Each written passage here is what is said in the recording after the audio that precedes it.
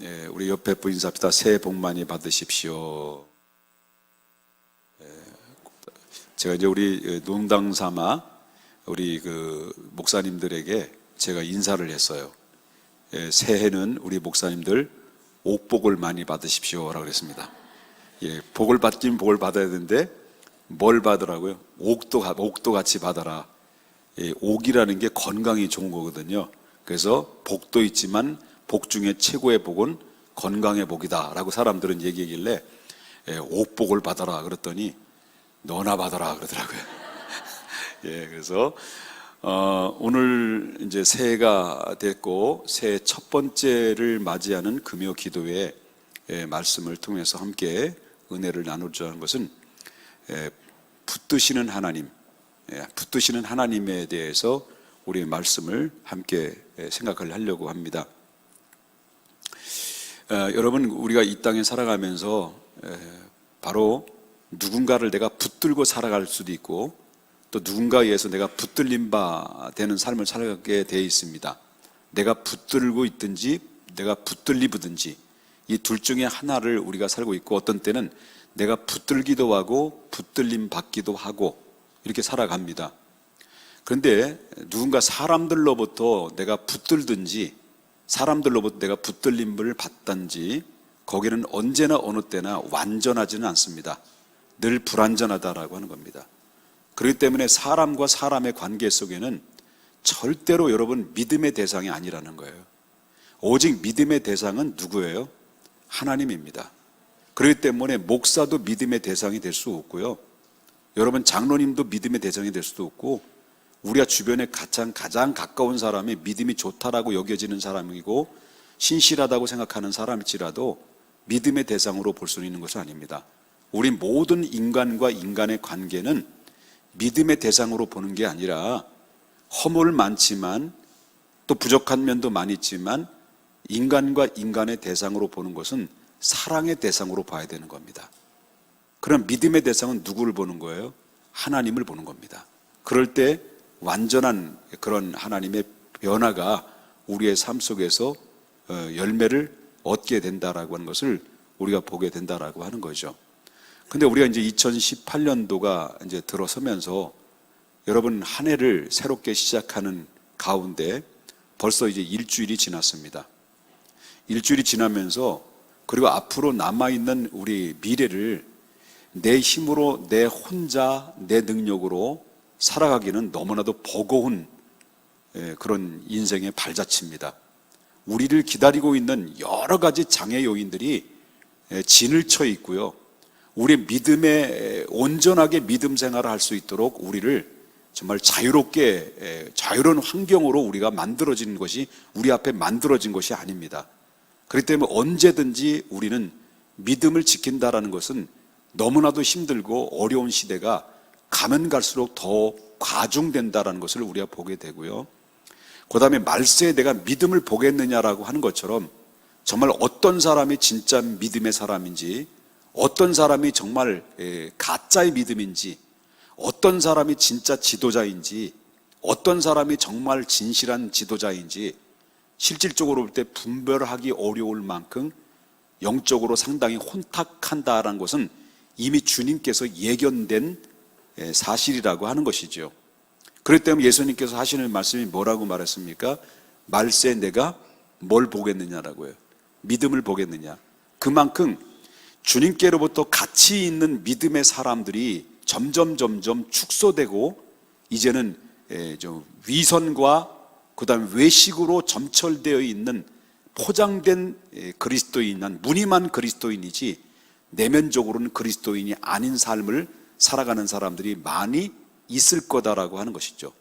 그렇기 때문에 진리보다도 비진리가 판을 치게 되고 본질보다도 비본질이 먼저 본질인 것처럼 포장하면서 살아가게 되는 일들이 얼마나 많이 생겨들지 우리는 이 하나님의 말씀과 예언적 성경의 진리의 말씀을 통해서 얼마든지 우리는 발견할 수가 있다라고 하는 것입니다. 그렇기 때문에 저와 여러분이 꼭 기억해야 될 것은 바로 뭐냐면 우리가 미래는 보장받지를 못합니다. 누구도 앞으로 1시간 이후에 어떤 일이 발생하는지 누가 보장할 수 있겠습니까? 내 남편이나 내 아내나 내 자식들도 조차도 누구도 보장받을 수 없어요. 며칠 전에 오늘 들었던 이야기인데요. 그것도 미장원에서 들었던 얘기죠. 소사벌에 최근에 있었던 일이에요. 소사벌의 사건인데 고등학교를 졸업한 학생들이, 여자들이 소사벌에서 술을 먹었어요. 대판 싸웠어요. 술을 먹고 대판 싸워가지고 막 싸우다가 손가락에 입이 들어간 거예요. 입에 들어간 손가락을 물어버렸어요. 물었는데 어느 정도 물었느냐? 손가락이 절단될까지 물었어요. 손가락이 절단됐는데 그 전달된 봉합을 해야 되는데 봉합한 그거를 해야 되는데 그 절단된 절단된 그 손가락을 못 찾은 거예요. 그걸 먹었는지 어디다 버렸는지. 여러분, 누구도 예측할 수 없어요. 점점 가면 갈수록 죄악이 관영하는 이 시대 속에 여러분, 60대 할아버지가 6살 먹은 어린이를 성폭행했잖아요. 이런 일들이 앞으로는 더욱더 있어지 덜하지는 않을 거다라고 하는 거죠. 자, 그렇다면 우리의 미래가 정말 우리를 행복하게, 안전하게, 건강하게, 여러분, 우리가 보장받는 미래를 우리가 갈 수 있는가요? 그건 아니라는 거예요. 너무너무 힘들다라는 거예요. 그런데 말이죠, 우리는 그리스도인들은 불신자들과 다른 게 있어요. 불신자들과 다른 게 있는데 그게 뭘까? 뭐냐면 그런 와중에서도 불완전한 미래 가운데 우리가 그 미래를 걸어가고 있지만, 그 미래를 향해서 한 발 한 발 대딛고 있지만, 나는 내 힘과 내 능력으로는 어떻습니까? 한계에 부닥치고 불가항력적인 문제를 만날 수 있다는 사실 앞에 그걸 인정하죠. 그렇기 때문에 그 미래의 불확실한 미래를 의지할 대상은 전지전능하신 살아계신 하나님을 의지한다는 거예요. 그러므로 말미암아 우리가 이 사실을 여러분 꼭 믿으셔야 될 것은 바로 뭐냐면, 하나님은 분명히 과거에도 살아계시고 지금도 살아계시고 앞으로 여러분 미래에 가는 길까지, 천국 가는 그날 때까지 하나님은 살아계셔서 우리를, 하나님의 자녀들을, 특별히 핏값 주고 산 하나님의 자녀들, 예수 그리스도의 십자가의 대속에 피 흘려 죽으시고 속량하신 그 큰 은혜를 덧입어서 여러분들의 마음에 핏부림을 받았고 믿음으로 살아가고 믿음의 소망으로 살아가는 사람들을 하나님이 붙들어 주시되 끝까지 붙들어 주시는 하나님이심을 믿으셔야 됩니다. 믿습니까? 그러면 하나님은 그렇다고 해서 하나님을 믿는 사람이랄지라도 다 붙드시는 거냐? 그건 아니라는 거예요. 내가 하나님을 믿는다, 하나님을 내가 믿습니다 해놓고도 내가 내 마음대로, 내 뜻대로, 하나님의 원하는 뜻대로 살지 않고 내 방식대로, 내 마음대로 살아가는 사람들을 붙드는 게 아니라는 거예요. 그럼 하나님은 어떤 자들을 붙들어 주시느냐라고 했을 때, 항상 내가 누구와 함께 하기를 원하는 자래요. 하나님과 함께 하기를 원하는 자를 붙들어 주신다는 거예요. 그렇기 때문에 하나님은 말씀하셨습니다. 누구든지 나를 가까이 하는 자를 내가 가까이 하고 나를 사랑하는 자를 내가 사랑한다라고 말씀하셨어요. 믿습니까? 그렇기 때문에 나를 가까이 하는 자를 가까이 하고 나를 사랑하는 자를 사랑한다라고 말씀하셨는데, 여러분 아셔야 될 게 뭐냐면, 성경에 오늘 말씀하신 말씀을 여러분 보십시다. 함께 읽었던 말씀을 보게 되면, 내가 뭐라 그랬습니까? 항상 누구와 함께하니? 주와 함께하니? 주께서는 우리에게 어떻게 베풀으셨다는 거예요? 내 오른손으로 나를 붙드셨나이다 라고 말했어요. 주께서 내 오른손으로 붙들으셨다? 이런 말씀하셨는데, 여러분, 그렇기 때문에 하나님께서는 환경과 기분에 따라서 지배를 당하는 자를 붙드시는 것이 아니라, 정말 하나님이 붙드시는 자는 항상 변함없는 뚝심 있는 그런 사람들을 붙들어 주신다는 거예요.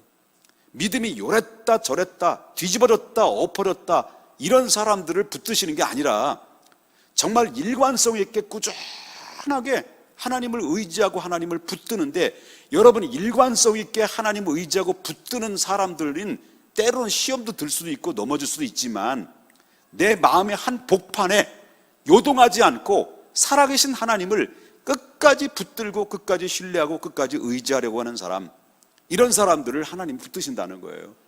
이런 사람들이 사실상 실수도 있고 또 때로는 빗나가는 일들이 있습니다만, 그러나 마음의 복판에는 늘 하나님이 함께 하려고 하는 마음, 하나님과 함께 동행하려고 하는 그 마음을 가진 자를 하나님께서 그 오른손으로 우리를 붙들어 주시고 이끌어 주신다라는 사실을 성경에서 말씀해 주고 있다라고 하는 거예요. 그래서 시편 기자는 아삽의 시를 보면 이렇게 이게 나와요. 시편 18편 35절에 보니까 주께서 또 내 주의 구원하는 방패를 내게 주시며 주의 오른손이 나를 붙들고 주의 온유함이 나를 크게 하셨나이다. 여러분, 오른손으로 나를 붙들으셨다는 의미가 뭘까요? 오른손이 나를 붙들으셨다는 것은 하나님께서 그의 삶의 모든 전반적인 것을 걸쳐가지고 전부 다 관여하시고 뭡니까? 개입하셔서 우리를 전체적으로 붙들어 주신다는 의미를 가지고 있다라고 하는 거예요. 그렇기 때문에 시편 기자는 주를 배반하지 아니하고 주께 대하여 성실했다고 말하면서 그 결과는 내가 하나님 앞에 항상 주님을 가까이 하려고 주님과 함께 동행하려고 애썼을 때 그 결과는 하나님께서 그의 오른손으로 나를 잡아주심으로 말미암아 내가 미끄러지지 아니했다라고 그렇게 고백을 했어요.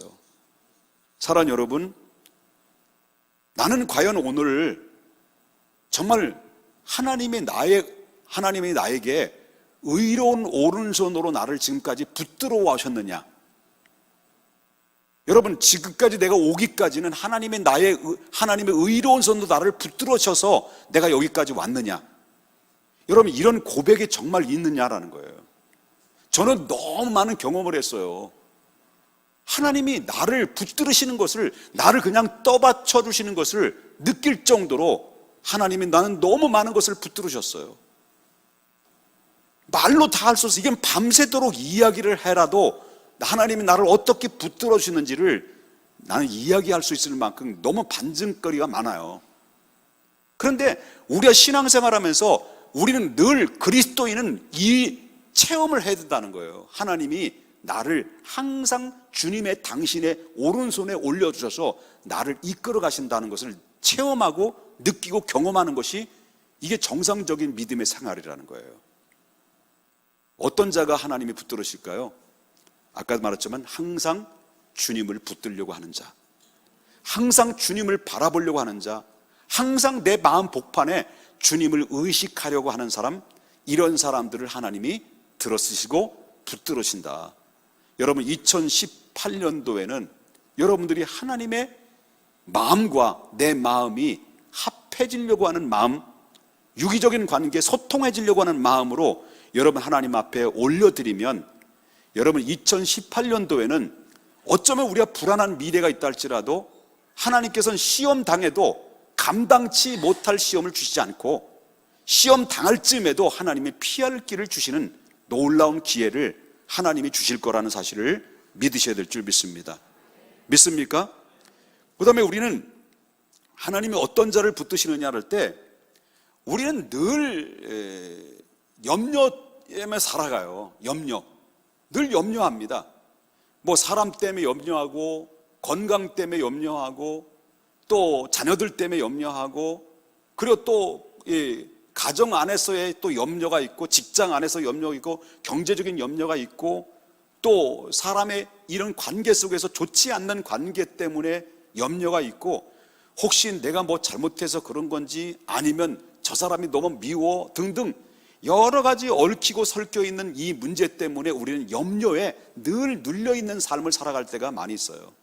여태까지 우리 그렇게 살아왔고, 앞으로도 그 염려는 늘 우리 삶 속에 친숙하게 다가오고, 우리를 향해서 계속해서 염려라는 이 무거운 짐이 양 어깨를 짓누를 수도 있을 것이다라고 하는 것입니다.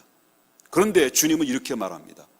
뭐라고 말씀하시냐면 시편 55편 22절에 시편 기자는 자기 경험을 통해서 이야기했어요.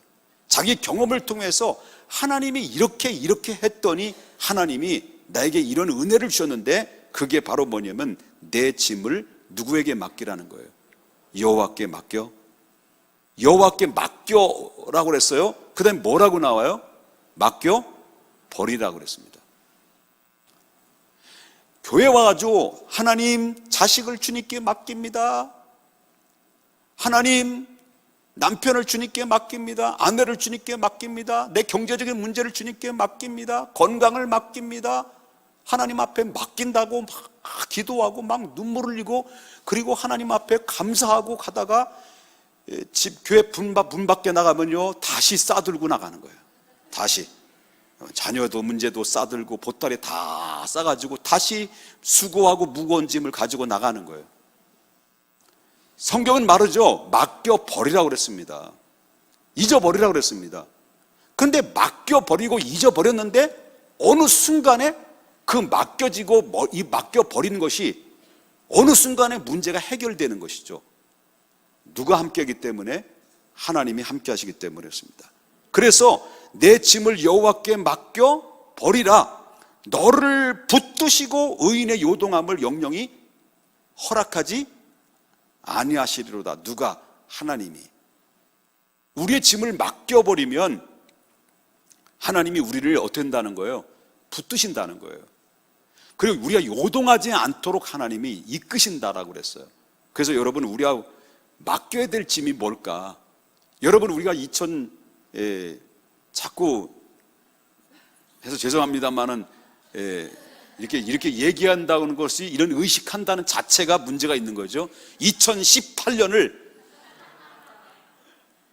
여러분 어떻게 맡기고 살아갈 것이냐는 거죠. 여러분들이 맡겨야 될 게 뭘까요? 많죠. 맡겨야 될 게 너무 많을 거예요. 얼마나 많이 있습니까?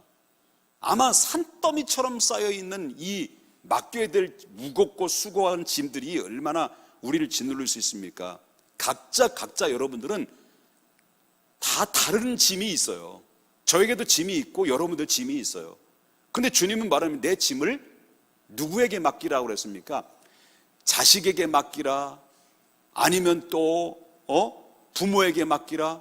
여러분들은 자꾸 짐을 담임 목사한테 자꾸 맡기려고 하고, 나는 무거워 죽겠고. 여러분, 그렇기 때문에 이 모든 것을 누구에게 맡겨야 되냐면 여호와께 맡기라고 그러는데, 뭘 맡겨야 되냐? 어느 몇 년 전에 70 먹은 할머니가 한 20년 전에 남편을 잃어버리고, 그리고 혼자 단독으로 정말 열심히 한 푼 두 푼 돈을 모았어요. 모아가지고 어느 정도 모았냐면 돈을 600만 원 정도에 모은 거예요.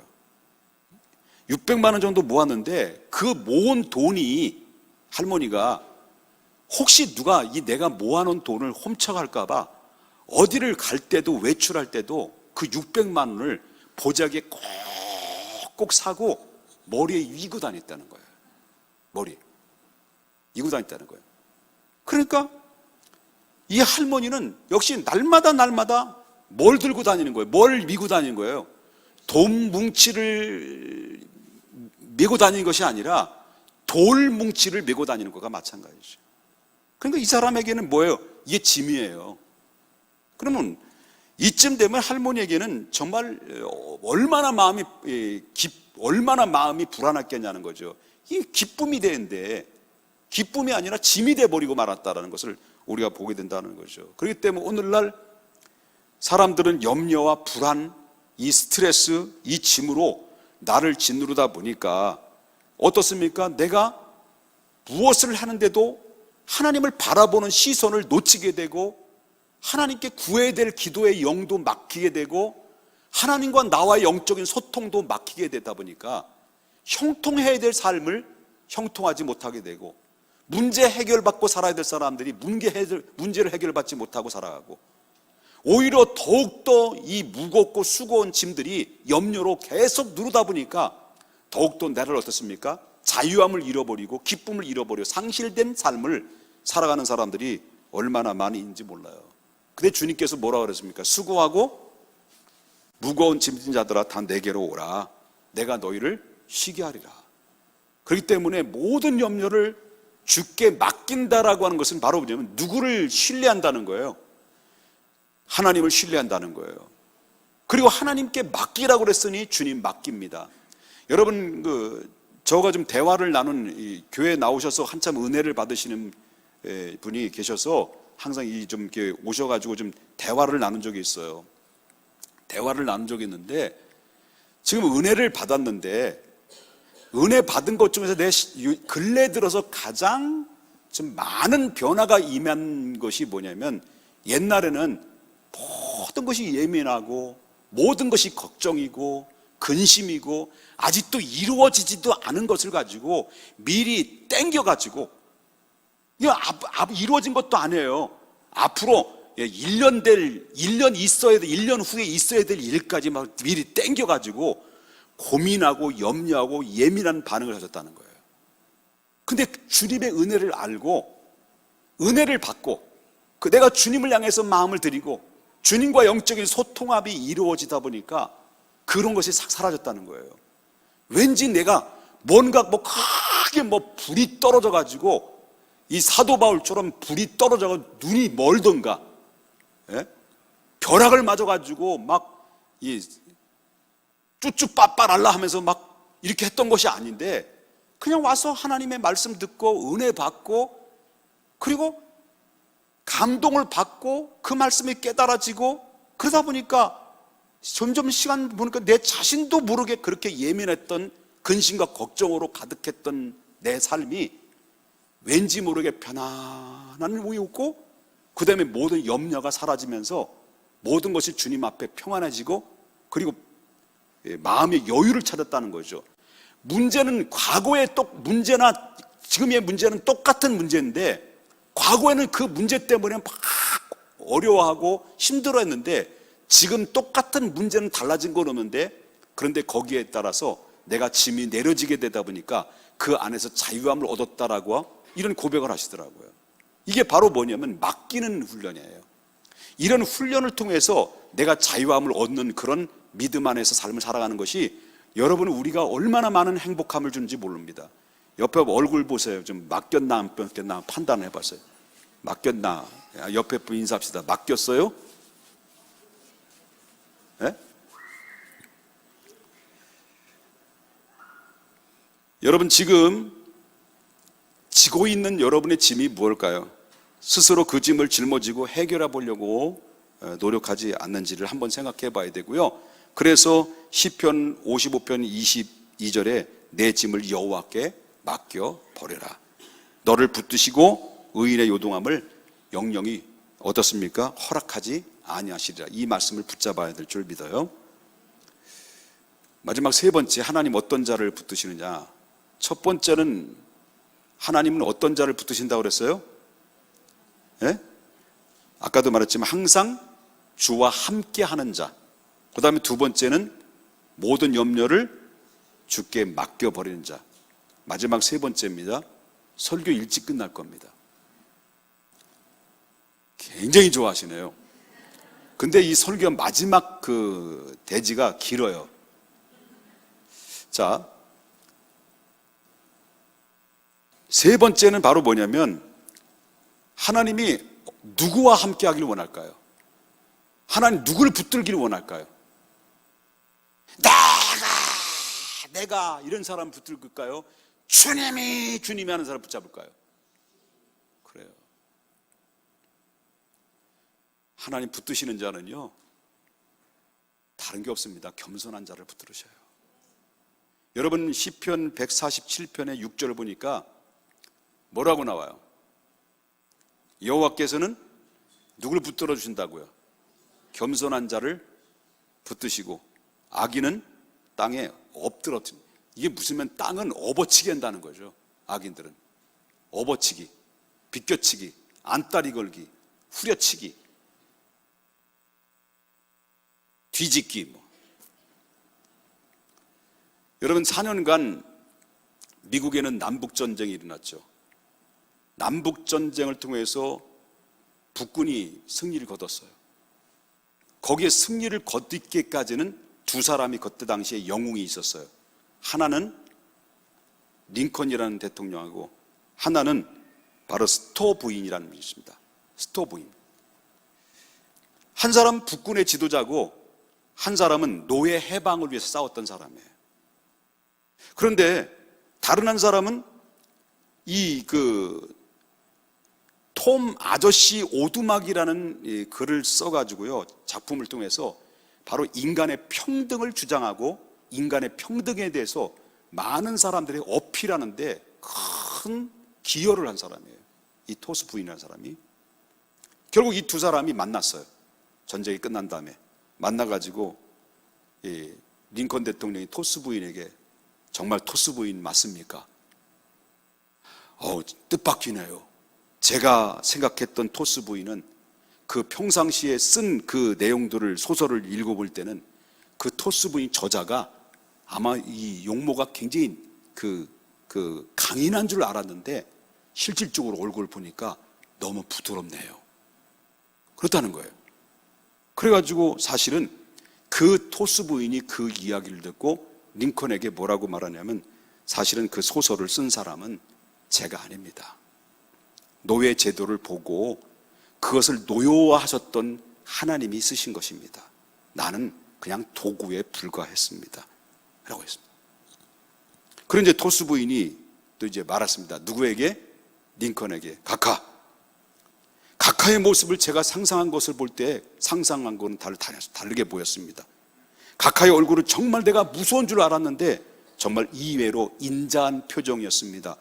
라고 이렇게 이야기를 평가를 했단 말이죠.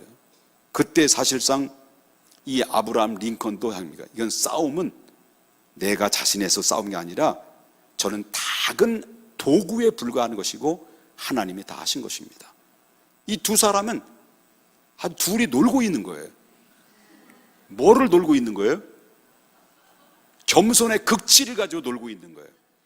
서로 겸손의 고백을 통해서 미국의 전역의 사람들이 그 겸손의 한마디 한마디가 사람들의 마음을 감동시키고 미국의 전 국민이 하나로 묶는데 결정적인 역할을 했다라고 하는 얘기죠. 모세는 말합니다. 하나님 앞에 부름받았을 때, 떨기나무 가운데 부름받았을 때 뭐라고 말하냐면, 출애굽기 3장 11절에 모세가 하나님께 아뢰되 내가 누구이기에, 내가 누구간데 바로에게 가며 이스라엘 자손을 애굽에서 인도하 내리까, 이렇게 했단 말이죠. 자, 모세가 하나님께 부름받았을 때는 나이가 몇 살이에요? 하나님께로부터 부름받았을 때, 사명받았을 때 나이가 몇 살이냐고. 첫째 19살, 둘째 30살, 셋째 40살, 넷째 80살. 살기 싫어요? 80세 부름받았죠? 80세 부름받았어요. 여러분, 80세 고령의 나이에 하나님께로부터 부름받아서 그때부터 40년간 쓰임받았어요. 120살 때까지. 120살 살 때까지, 하나님 앞에 부름받을 때까지 눈이 초롱초롱했어요. 저는 다 초점 끼고 다녀요. 이게 안 쓰면 안 보여. 눈이 초롱초롱했어요.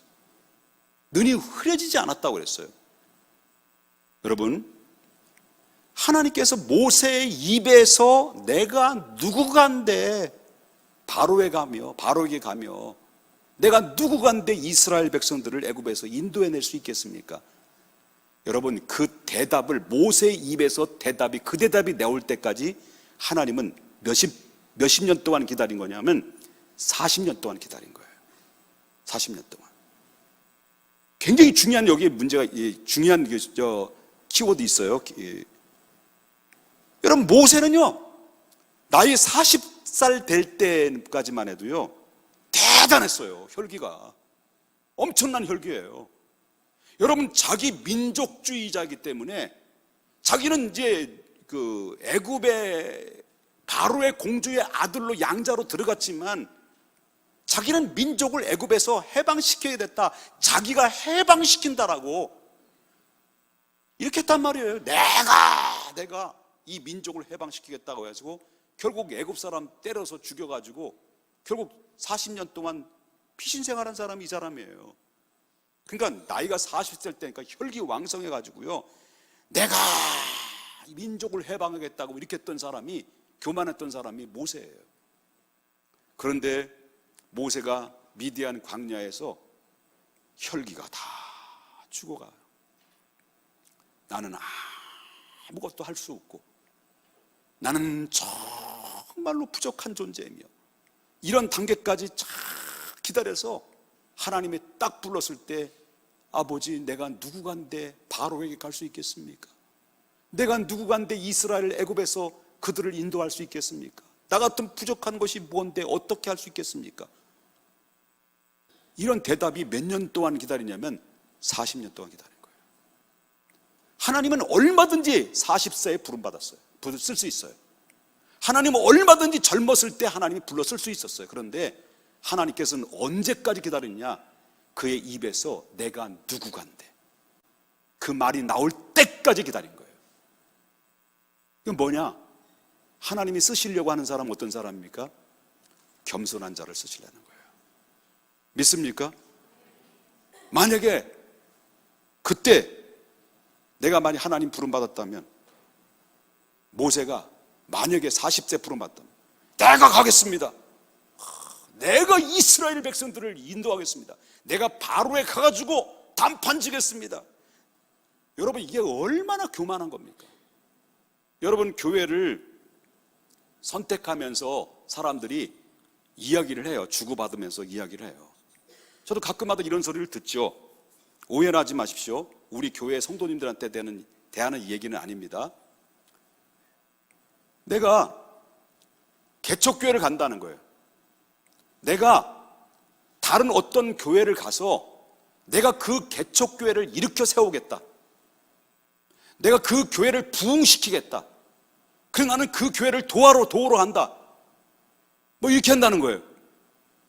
여러분, 그게 얼마나 위험한 건지 아십니까? 내가 어떻게 돕겠다. 여러분, 돕겠다고 하지만은 실질적으로 그 현장에서 목회하는 목사님들이 안 해보고 싶었을까? 부흥을 안 시켜보고 싶었을까요?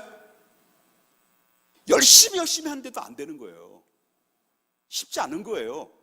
그러다가 우리 교회 출신은 아니에요. 원유택 목사님, 김존수 목사님, 이 목사님이 친구이기 때문에 가끔마다 왔던 친구인데, 이 친구가 어디서 뭘 받았는지 받아가지고 나는 한국교회 목사들이 시시했다는 거예요. 젊은 20대 때 자기는 내가 어느 곳에 가든지 나는 이 시시하게 목회를 안 하고 시시하게 사역을 안 하겠다는 거예요.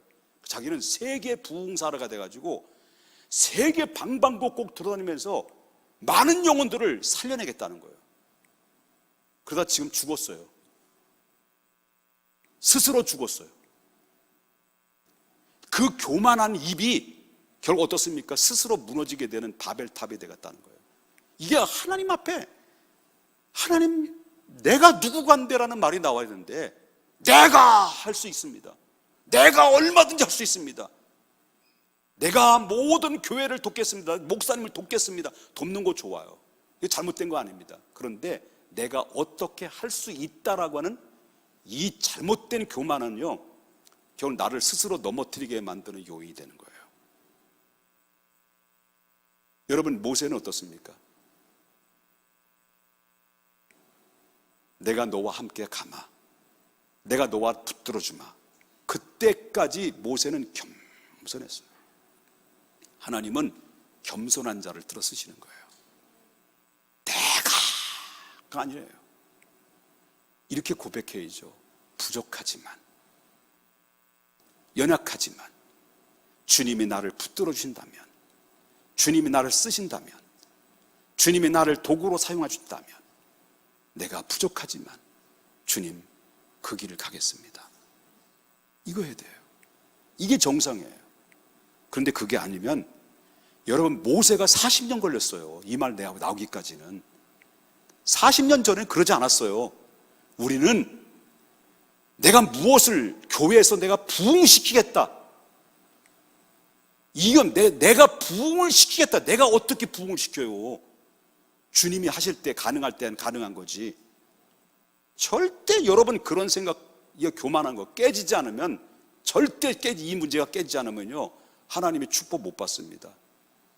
모세가 눈이 흐려지지 않고 총명할 때까지 쓰임 받았던 것은요, 내가 누구간데 나를 사용하십니까? 이거예요. 얼마나 하나님 앞에 교만하고 얼마나 큰 실수인 줄 아십니까, 이게? 여러분, 그렇기 때문에 우리는 정말 조심해야 됩니다. 하나님은 어떤 소리를 듣기를 원하십니까? 하나님은 여러분들을 어떤 소리를 듣기를 원하냐면, 내가 누구간데 바로에게 가며 내가 누구간데 이스라엘 백성들을 이끌 수 있겠습니까? 주님, 부족하지만 주님이 함께한다 하시니, 주님이 도우신다 하시니, 주님이 나와 함께 붙드신다 하시니, 부족하지만 내가 순종하겠습니다. 이게 우선이라는 거예요. 따라서 합시다. 내가 아니라 주님입니다. 만약에 내가 가겠습니다, 내가 하겠습니다, 좋다 말해요. 내가 교회 가서 그 교회를 일으켜 세웠어요. 부흥시켰어. 돈도 많이 벌어가지고 헌금도 해가지고 교회 줬어. 그리고 열심히 종사하고 헌신하고 충성해서 나 때문에 부흥이 되고 많이 부흥돼서 사람들이 많이 모았어. 그러고 난 다음에 그 사람은 어떻게 될까요? 100% 넘어져요. 내가 어떻게 한다는 생각을 가지고 있는 사람들은요, 100% 넘어져요. 그게 교만해요. 이게 이해요. 그래서 결국 어떻습니까? 교회의 영향력을 가지고 교회를 막 흔들고, 이런 일들이 벌어지는 사례들이 한국의 교회를 병폐하게, 병들게 만드는 원인이 된다는 거죠. 제발 내가라는 말을 빼야 돼. 내가. 주님께서 이걸 잡아야 돼요. 하나님은 겸손한 자를 들어 쓰시는 거예요. 믿습니까? 그렇기 때문에 자신이 다른 사람보다 훌륭하다고 여기지 말라는 거예요. 인간 안에 무엇이 있는지 다 아시는 하나님 앞에서 우리가 그 하나님 앞에 선다면, 여러분과 저가 하나님 앞에 선다면, 내가 다른 사람보다 낫다라고 생각하는 것이 오히려 다른 사람보다도 하나님이 나를 형편없는 사람으로 평가할 수도 있다는 거예요. 욥기서는 이렇게 말합니다. 가령 내가 의로울지라도 내 입이 나를 정죄하리니, 가령 내가 온전할지라도 나를 정죄하시리이다. 어떤 일을 잘 행한다 하더라도 자랑하지 말자. 하나님의 판단은 인간의 판단과는 전혀 다른 것이다. 하나님은 내면의 진실을 보기를 원하시는 하나님. 세 가지를 잊지 마십시오. 올해 한 해 동안 하나님은 이 문제를 놓고 붙잡고 기도하자는 거예요. 하나님, 내가 주님을 믿고 내 미래를 맡기는데 주님 나를 붙들어 주셔야만 됩니다. 하나님 나를 붙들림 받고 되고, 하나님 나를 붙들어 주시면 여러분의 가는 길은 주님께서 요동하지 않도록 하나님께서 우리를 붙들어 주시고 이끌어 주실 겁니다. 그런데 어떤 자를 붙들어 주실 것이냐? 항상 주와 함께 하려고 하는 자. 그래서 아까도 오늘 본문에 말한 것처럼 내가 항상 주와 함께하니 주께서 내 오른손을 붙드셨나이다. 이 간증이 여러분의 간증이 되기를 바라요. 그리고 여러분, 모든 염려는 없을 수 없어요. 다 염려가 있어요. 왜 여러분은 염려가 없겠습니까? 나는 우리 집은 아무 염려도 없어. 거짓말하지 말아요. 왜 자꾸 거짓말해? 염려가 왜 없어? 다 있지. 그러니까 모든 염려를 주님께 맡기려면, 주님, 내가 내 힘으로 안 됩니다. 내 능으로도 안 됩니다. 내 힘으로도 안 됩니다. 주님 나를 도와주십시오. 주님이 나를 붙드십시오라고 주님께 간구하고 주님께 의지하라는 거예요. 기도하라는 거예요. 그 다음에 세 번째, 제발 내가 하지 말아요. 주님이었습니다. 지금까지 온 것도 주님이고, 내가 여기까지 오게 한 것도 주님이고, 지금 내가 선 것도 주님이고, 앞으로 내가 하는 것도 주님인데 내가 지금 하나님께서 주시는 축복 속에 오늘에 이르기까지는 모두가 하나님의 은혜였습니다.